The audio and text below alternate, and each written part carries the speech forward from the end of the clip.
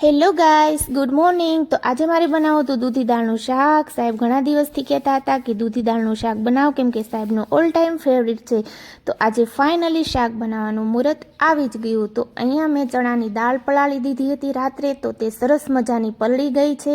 અને પછી તેલ મૂકીને મેં એમાં આખું જીરું, લસણની કળી અને મીઠો લીમડો નાખી વઘાર કરી લીધો છે। પછી મેં એમાં તમાલપત્ર, 2 સૂકા મરચાં, હિંગ નાખી અને તેમાં ડુંગળી નાખીને સરસ મજાનું મિક્સ કરી લીધું છે। અને પછી મેં તેમાં નાખી દીધી છે આદુ, લસણ, મરચાંની પેસ્ટ અને નાખી દીધા છે ટમેટાં। તો સરસ રીતે મિક્સ કરીને બધું સાતળી લીધું છે। અને મીઠું, હળદર, જીરું પાવડર તેવા બધા બેઝિક મસાલા નાખીને સરસ રીતે મિક્સ કરી લીધું છે। અને પછી મેં નાખી દીધી છે ખાંડ, કેમ કે સ્વીટ સાહેબનું ફેવરેટ છે। પછી તેમાં દાળ અને દૂધી પણ મિક્સ કરી દીધી છે અને સરસ રીતે તેને મિક્સ કરીને તેમાં 2 ચમચી કાશ્મીરી મરચું અને થોડોક અમથો ગરમ મસાલો નાખી દીધો છે। અને તે બધું મેં લઈ લીધું છે કુકરમાં, કેમ કે આપણે કુકરમાં સીટી કરવાની છે।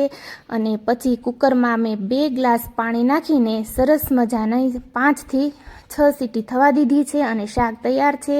પછી તેમાં થોડુંક લીંબુ અને કોથમીર નાખી દીધી છે। તો આજે જમવામાં શાક, રોટી, પાપડ અને સલાડમાં ડુંગળી, તો મસ્ત યમ્મી બધું બન્યું હતું। તો ચાલો બધા જમવા। તો તમને લોકોને મારો આ મિની બ્લોગ સારો લાગ્યો હોય ને તો જલ્દીથી લાઇક, શેર, કમેન્ટ, સબસ્ક્રાઈબ કરી દેજો ફ્રેન્ડ। બાય ફ્રેન્ડ, મળીએ મારા નેક્સ્ટ બ્લોગમાં। હર હર મહાદેવ।